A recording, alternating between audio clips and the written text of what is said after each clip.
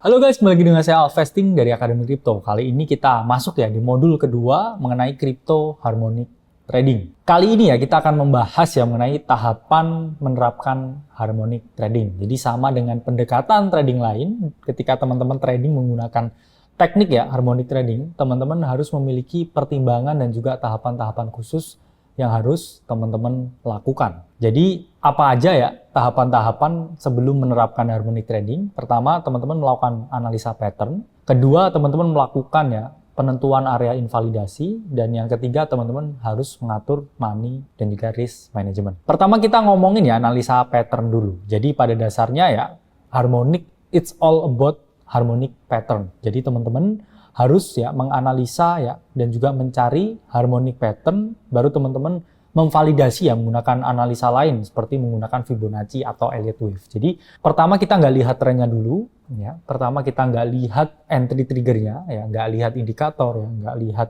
candlestick ya, pattern ya, dan lain sebagainya. Tapi di sini pertama kali kita melihat patternnya, yang mana patternnya ini bukan seperti pattern-pattern konvensional lain, tapi kita melihat ya yang namanya harmonic pattern, yang mana akan kita jelaskan ya di modul-modul selanjutnya. Baru setelah kita ketemu ya patternnya apa, ya pattern harmoniknya apa, baru kita menggunakan Fibonacci dan Elliott Wave ya untuk melakukan validasi dari pattern tersebut. Ngomong-ngomong ya masalah validasi ya, di bagian kedua kita harus tetap ya menentukan area invalidasi. Karena tidak ada strategi yang 100% hit rate ya. Jadi tidak ada strategi yang memiliki ya 100% hit rate. Jadi harmonic trading pun itu tidak jaminan benar.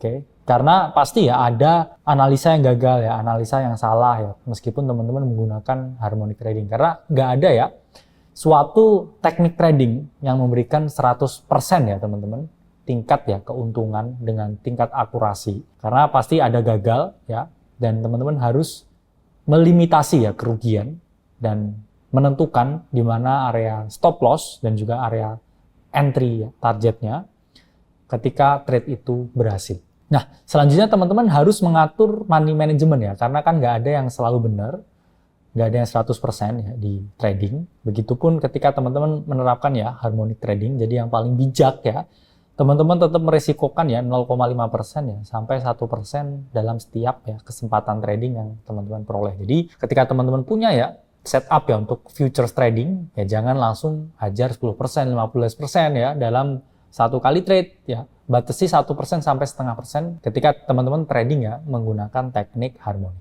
Nah, karena teman-teman udah ya memahami langkah-langkah apa ya, selanjutnya elemen apa ya yang harus teman-teman perhatikan. Jadi ketika teman-teman ya trading menggunakan teknik harmonik ya, elemen yang harus teman-teman perhatikan itu adalah PRZ atau Potential Reversal Zone. Jadi PRZ itu merupakan suatu titik ya di mana harga memiliki ya kecenderungan untuk melakukan ya pembalikan arah. Jadi ketika teman-teman sudah menentukan ya harmonic pattern, selanjutnya teman-teman melihat ya di mana Potential Reversal Zone untuk teman-teman melakukan suatu entry ya, baik posisi long ataupun posisi short. Di sini adalah contoh dari PRZ-nya ya, atau Potential Reversal Zone, di mana Potential Reversal Zone itu ada di titik D, di mana dari titik D ini kita bisa melihat ya harga yang awalnya cenderung naik ya, karena di sini ada pola harmonik, di titik D ya dia akan mengalami penurunan atau koreksi ya, atau pembalikan arah harga yang mana awalnya ini adalah bullish.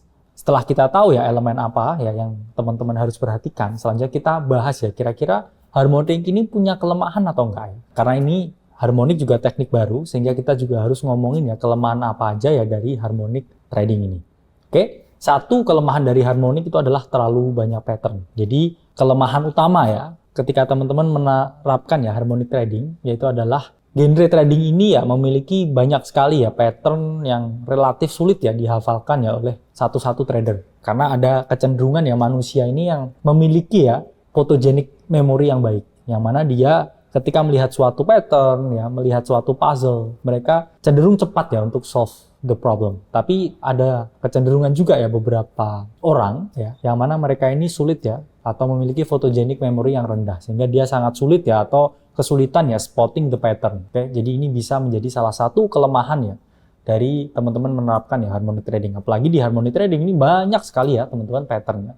Patternnya ini beda-beda dan juga ada banyak. Dan kedua ya, subjektivitas ya dari masing-masing pattern sangat tinggi ya. Karena patternnya ini kan ada banyak. Dan juga ya ada titiknya tuh rata-rata hanya di 4 ya, 5 dan juga 6 titik. Sehingga subjektivitasnya ini sangat tinggi. Jadi kadang ya pattern itu terlihat serupa tapi tak sama ya. Kadang wah ini mirip pattern A, wah ini juga mirip pattern B ya. Mirip pattern C juga ya, mirip pattern D ya. Sehingga teman-teman harus punya kejelian ya, karena subjektivitas pattern itu sangat tinggi. Karena kalau kita ngomongin pattern sendiri, ya di dalam trading itu sangat subjektif. Kadang kita mungkin lihat gunung ya, tapi mungkin orang lain tuh lihatnya lembah ya, atau orang lain tuh lihatnya sungai. Nah ini yang harus ya teman-teman perhatikan ya ketika teman-teman trading yang menggunakan teknik harmonik. Selanjutnya ya, jadi harmonic trading ini relatively hanya bekerja di higher time frame.